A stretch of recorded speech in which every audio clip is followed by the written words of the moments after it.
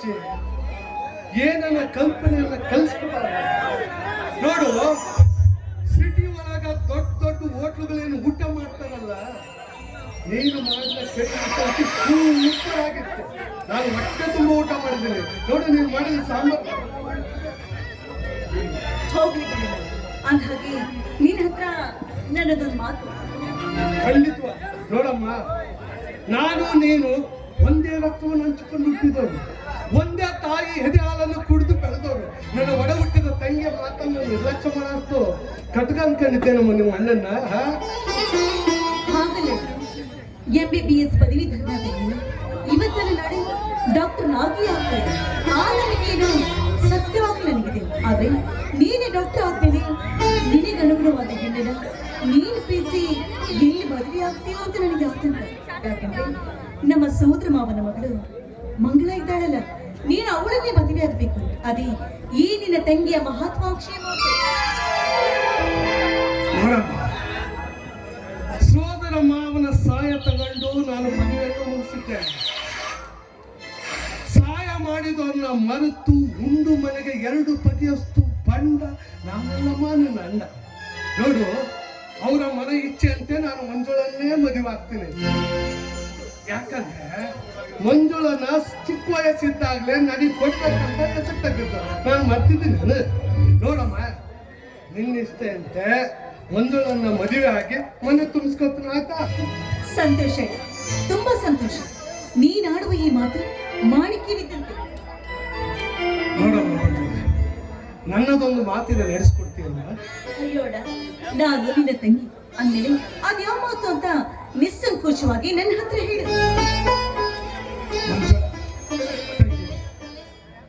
ಜೀವನದ ಪ್ರತಿಯೊಂದು ಹೆಜ್ಜೆಯಲ್ಲಿ ಬಾಳು ಎಂಬ ಸಾಗರದಲ್ಲಿ ಹಸಿದು ಕೂತಿರುವ ಹೇಡಿಗಳಿರ್ತವೆ, ಮೋಸದ ಮೊಸಳೆಗಳಿರ್ತವೆ, ಪ್ರಬಲ ಸರ್ಪಗಳಿರ್ತವೆ. ನಿನ್ನ ಬಹಳ ಜೀವವನ್ನ ನಟ್ಟಿಸುವುದಕ್ಕಾಗಿ ಬಾಯಿ ತೆಗೆದು ಕಾದು ಕೂತಿರ್ತವಮ್ಮ. ಅಂತವುಗಳಿಗೆ ಎದಗುಂದದೆ ಹಿಂದುಳಿಯದೆ ಗಣ್ಯತೆಯತ್ತ ಮುನ್ನುಗ್ಗಿ ಹೆಣ್ಣು ಬಾಳು ಸಂಸಾರದ ಕಣ್ಣು ಎಂಬ ಬಿರುದಿಗೆ ಪಾತ್ರರಾಗಬೇಕು. ನೋಡು, ನಿನ್ನ ತವರ ಮನೆಗೂ ಈ ನಿನ್ನ ಅಣ್ಣನ ಮನೆ ಸಿಕ್ಕಕ್ಕೆ ಸದಾ ಬೆಳಗುವಂತೆ ನಾನು ನಮ್ಮ ತಂದೆ ತಾಯಿಗಳು ಈ ಶ್ರೇಷ್ಠವಾದ ಮಕ್ಕಳನ್ನು ಸೋದರ ಮಾವನ ಕಥೆಯಲ್ಲಿ ಕೊಟ್ಟು ತಾವೇನು ಮನೋರೋಗಕ್ಕೆ ತುತ್ತಾಗಿ ಸಾಮಾನ್ಯ. ಆದರೆ ಆವಾಗಲಿಂದ ನನ್ನ ಸೋದರ ಮಾವ ನಮ್ಮನ್ನದೆಷ್ಟೊಂದು ಪ್ರೀತಿಯಿಂದ ಸಾಕಿ ಸಲ್ಲಿದ್ದಾರೆ, ನಮ್ಮನ್ನ ಈ ಮಟ್ಟಕ್ಕೆ ತಂದಿದ್ದಾರೆ. ಅಂದಮೇಲೆ ಅವರು ಮಾಡುವ ಉಪಕಾರವನ್ನು ನಾವು ಯಾವಾಗಾದ್ರೂ ಮರೆಯೋದಕ್ಕೆ ಸಾಧ್ಯ ಇಲ್ಲ. ಅವರ ಮಾತಂತೆ ಅವರು ಹೇಳಿದಂತೆ ನಡೆದುಕೊಂಡು ಒಂದು ಹೆಣ್ಣಾದ ನಾನು ಹುಟ್ಟಿದ ಮನೆಗೂ ಪುಟ್ಟ ಮನೆಗೂ ಕೀರ್ತಿ ತರುವಂತ ಹೆಣ್ಣಾಗಿ ಬಾಳ್ತೀನಿ.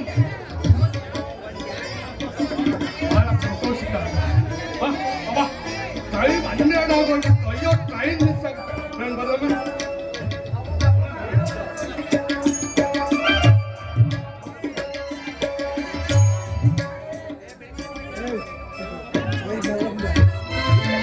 ಯಾಕೆ ಮಾವ ಇಷ್ಟು ಬೇಗ ಹೊರಟು ನಿಂತಿರೋರಲ್ಲ? ಅಣ್ಣ ತೋಟಕ್ಕೆ ಹೋಗಿದ್ದಾನೆ, ಅವನು ಬರುವ ತನಕ ತಡೆದು ಆಮೇಲೆ ಹೊರಡಬಹುದಲ್ಲವೇ? ಮನೋಜ್, ಆಲ್ರೆಡಿ ಮಾವನವರಿಗೆ ನಾನು ಹೇಳ್ಬಿಟ್ಟಿದ್ದೆ. ಯಾಕಂದ್ರೆ ಎಕ್ಸಾಮ್ ಬೇರೆ ಹತ್ರ ಬರ್ತದೆ, ನಾನು ಮೈಸೂರಿಗೆ ಹೋಗ್ಲೇಬೇಕು. ನೋಡು ಮಾವ, ಮತ್ತೆ ಮರಳಿ ಬರುವುದು ಯಾವಾಗ? ಮೋಸ್ಟ್ಲಿ ಎಕ್ಸಾಮ್ ಅಂತ ಬೇಸಿಗೆ ರಜೆ ಬರ್ತಲ್ಲ. ಅತ್ತಿಗೆಮ್ಮ, ನಿನ್ನ ಸಹೋದರನಿಗೆ ಊಟೋಪಚಾರ ಮಾಡಿಸಿರುವೇನಮ್ಮ? ಆಲ್ರೆಡಿ ಎಲ್ಲ ಮುಗಿಸ್ಕೊಂಡು ಹೊರಟಿದ್ದೆ ಮನೋಜ್, ಅಷ್ಟಲ್ಲೇ ನೀವೇ ಬಂದ್ರಿ.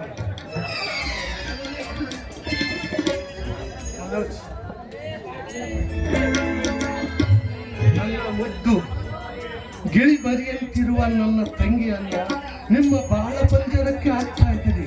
ಈ ಮುದ್ದು ಗಿಳಿ ಏನಾದ್ರು ತಪ್ಪು ಅಪ್ಪು ಮಾಡಿದ್ರೆ ಮನ್ನಿಸಿ ನಡ್ಕೊಂಡು ಹೋಗ್ಬೇಕಂತ ನಿನ್ನ ಜವಾಬ್ದಾರಿ, ನಮಗೇನಿಲ್ಲಮ್ಮ. ಚೇ ಏಕೆ ಕಣ್ಣೀರು ಹಾಕುತ್ತೀರಿ ಮಾವ? ನಮ್ಮ ಮನೆ ತುಂಬಿದ ಈ ತಾಯಿ ಎತ್ತ ತಾಯಿಗಿಂತಲೂ ಹೆಚ್ಚಾಗಿ ಪ್ರೀತಿಯಿಂದ ಉಣಿಸಿ ತಿನಿಸಿ ಬೆಳೆಸುತ್ತಿರುವಳು. ಅಂದ ಹಾಗೆ ಇವಳಿಗೆ ಈ ಮನೆಯಲ್ಲಿ ಯಾರು ಸರುವುದಿಲ್ಲ. ಮನೆ ತುಂಬಿದ ಈ ತಾಯಿ ನಮ್ಮ ಧರ್ಮ ದೇವತೆ, ನಮ್ಮ ಧರ್ಮ ದೇವತೆ ನಮ್ಮ ಅಣ್ಣನ ಹೆಂಡತಿ ಆದರೂ ನನಗೆ ಮಾತ್ರ ಎತ್ತ ತಾಯಿಯ ಸಮ ಮಾಮ. ನೋಡು ಮನೋಜ್, ನೀವೆಲ್ಲ ಆದರ್ಶ ವಿದ್ಯಾವಂತ, ನಿಮಗೆ ಹೇಳಷ್ಟು ನಾನು ದೊಡ್ಡವನೇನಲ್ಲ. ನೋಡಮ್ಮ ತಂಗಿ, ನಿನ್ನ ಅಣ್ಣನ ಹೆಸರು ಉಳಿಬೇಕಾದ್ರೆ ಗಂಡನೇ ದೇವರದ್ದು ತಿಳಿಬೇಕು. ಸದಾ ಗಂಡನ ಪಾದ ಸೀರೆಯನ್ನು ಸದಾ ಮಾಡ್ತಾನೆ ಇರಬೇಕು. ಮಾವ, ನಾನು ನಿನ್ನ ಬರುವೆ. ಆ ದೇವರು ಆರೋಗ್ಯ ಆಶೀರ್ವಾದ ಕೊಟ್ಟು ನಿಮ್ಮನ್ನು ಕಾಪಾಡಿ. ಆಯ್ತು ಮಾವ.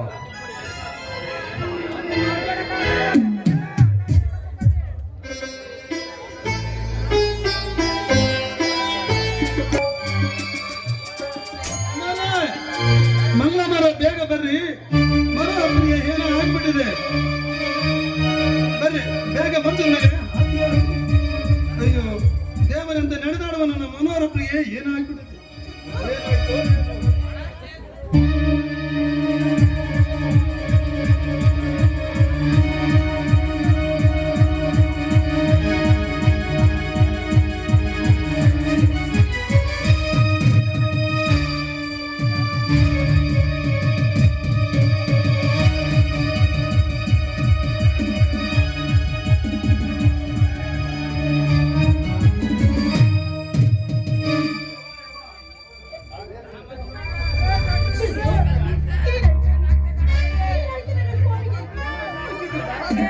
ಸದಾಕಾಲ ಸತ್ಯದ ನೆರಳಲ್ಲಿ ಸತ್ಯವನ್ನು ಹುಡುಕ್ತಾ ಇದ್ದವರಿಗೆ ಇಂದು ಇಂತಹ ಸುದ್ದಿ.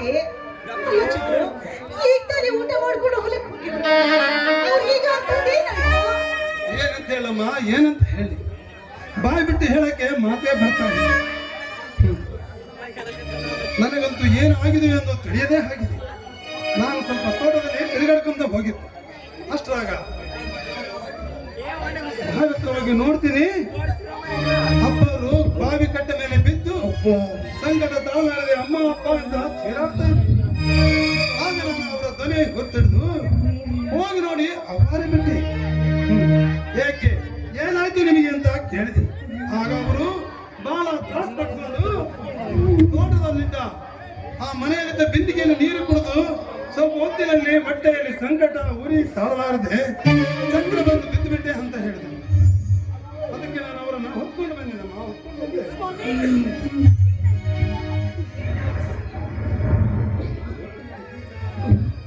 ಎನಕ್ಕೆ ಸಹಿಸಲಿ ಮಂಗಳ, ಎನಕ್ಕೆ ಸಹಿಸಲಿ ಘೋರವಾದ ಸಂಕಟ ನನಗೆ ಬಂತು ಮಂಗಳ, ನನಗೆ ಬಂತು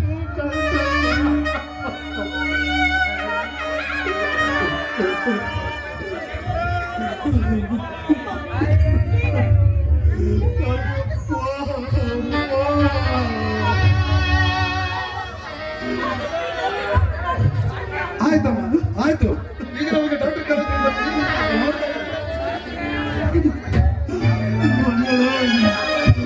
ಮಂಗಳ ಬಾಳೆಂಬ ಬಾಲಿಗೆ ಆಧಾರವಾದ ನನ್ನ ತಮ್ಮನ್ನು ದಿಲ್ಲಿಗೆ ಹೋದ.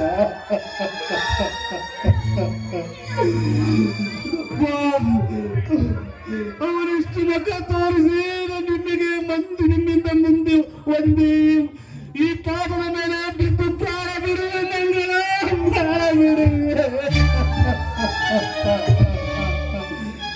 ನಾನಿನ್ನ ಜೀವನ ಬದುಕಿರಲಾರೆ ಮಗಳ, ಬದುಕಿರಲಾರೆ.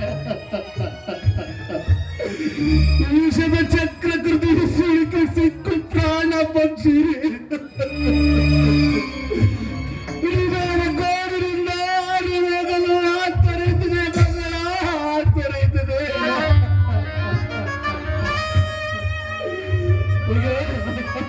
ಅಮ್ಮ ಮನೋಜ, ಅಯ್ಯೋ ಅನ್ಯಾಯ ಅನ್ಯಾಯ ತುಂಬಿ ತುಳುಕುವ ಈ ತಾಯಿ ಗಂಡ ಸಮಾಜ ನನ್ನನ್ನು ಕೊಲ್ಲಿತಪ್ಪ, ನನ್ನನ್ನು ಕೊಲ್ಲಿತು ಮಗಳ. ಮನೋಜ ಮೂರ್ತಿ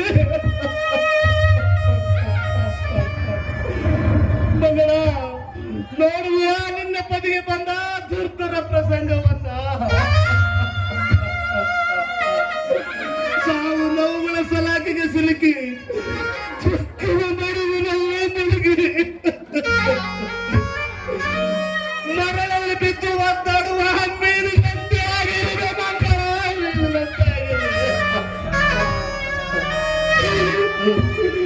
ನನ್ನದು ಮುಗಿತು ಮಗಳ ನನ್ನದು ಮುಗಿತು ನಾ ಕಟ್ಟಿದ ಆಶಾ ಗೋಪುರದ ಕನ್ನಡಿ ಕಟ್ಟಡ ಬೆಳಕಿದ್ದಕ್ಕೆ ಸಿಕ್ಕು ನುಚ್ಚು ನೀರಾಯ್ತು ಮಗಳ ನುಚ್ಚು ನೀರಾಯ್ತು ಮಗಳ ಮಂಗಳ ನೀರು ತಾಳ್ಮೆಯಿಂದ ಕಟ್ಟಿಕೊಂಡ ಈ ಮಾಂಗಲ್ಯ ಪ್ರೀತಿಯಿಂದ ಕಟ್ಟಿಕೊಂಡ ಮಾಂಗಲ್ಯ ಅರಿದೊಗೆಯುವ ಸಮಯ ಬಂದಾಯ್ತು ಮಕ್ಕಳ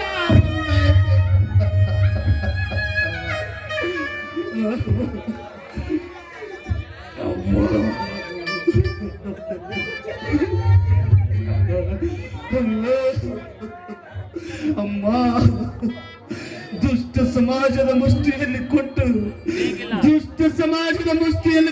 ನಿನ್ನ ಬಿಟ್ಟು ಹೋಗುವೆನೆಂದು ಕಳವಳದಿ ಹೇಳಬೇಡ ಮಕ್ಕಳ, ಕಳವಳದಿ ಹೇಳಬೇಡ. ನಾನು ಸತ್ತ ಹೋದ ಮೇಲೆ ನನ್ನ ತಮ್ಮ ಮನೋಜ ನಿನ್ನ ಹೊಟ್ಟೆಯಲ್ಲಿ ಹುಟ್ಟಿದ ಮಗನೆಂದು ತಿಳಿದು ಪ್ರೀತಿಯಿಂದ ಉಳಿಸಿ ಬೆಳೆಸಿ ಮದುವೆ ಮಾಡು ಮಗಳ, ಮದುವೆ ಮಾಡು. ಅಂದರೆ ಈ ಮನೆಯ ವಂಶದ ನಂದದೀಪ ನಂದದೇ ಬಾಳು ಬೆಳಗುವುದು ಮಂಗಳ, ಬಾಳು ಬೆಳಗುವುದು ಮಗಳ.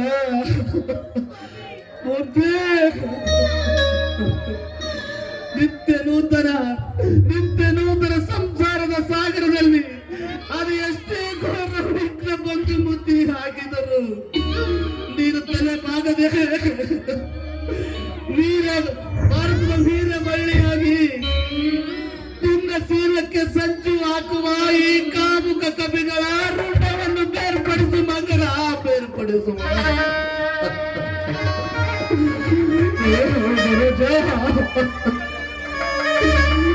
ಬೇಗ ಮನೆಯನ್ನು ಕರೆಸಿಕೊಳ್ಳ ಮಗಳ, ಅವನ ಪಾದದ ಮೇಲೆ ಬಿದ್ದು ಪ್ರಾಣ ಬಿಡುವೆ. ಅಯ್ಯೋ ಸಂಕಟ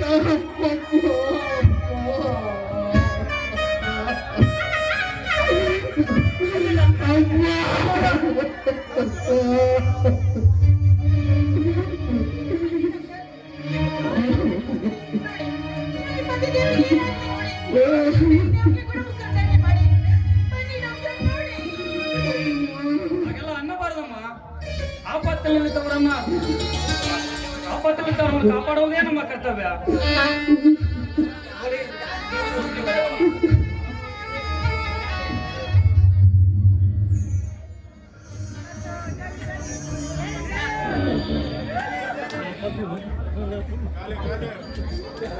ನಾಳೆ ನನ್ನ ಕಾಪಾಡೋದೇ.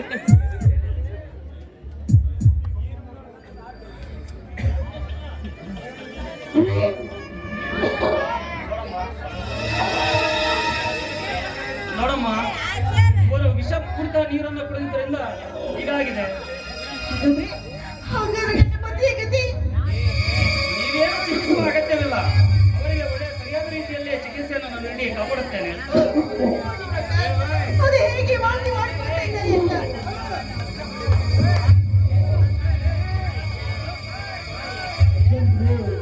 ಬೇಗ ಹೋಗಿ ಮನೆಗಳನ್ನು ಮನೆಗೆ ಕರೆದುಕೊಂಡು ಬಾರಪ್ಪ. ಅವನ ಮೇಲೆ ಬಿದ್ದು ಪಾದದ ಮೇಲೆ ಬಿದ್ದು ಪ್ರಾಣ ಬಿಡುತ್ತೇವೆ.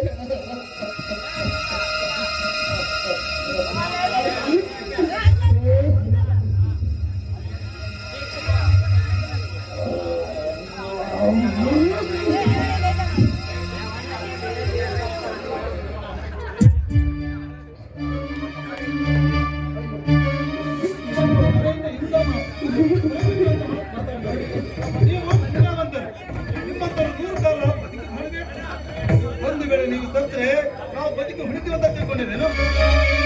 ಖಂಡಿತ ಇಲ್ಲ. ನಾನು ಹೋಗಿ ಬೇಗ ಮನೋದಬ್ಬರನ್ನ ಕರ್ಕೊಂಡ್ ಬರ್ತೀನಿ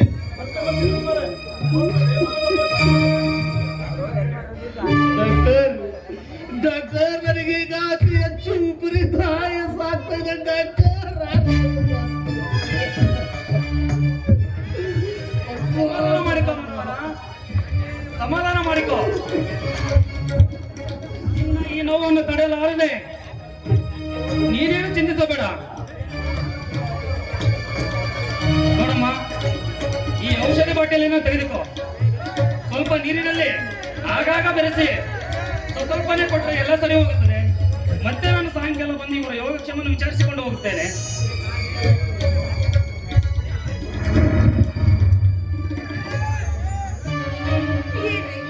ಸ್ವಲ್ಪ ಯೋಚನೆ ತೆಗೆದುಕೊಳ್ಳಿ, ನಮಗೆ ವಾಂತಿ ಕಡಿಮೆ ಆಗುತ್ತೆ. ಎದ್ದೇಳಿ ಸ್ವಾಮಿ.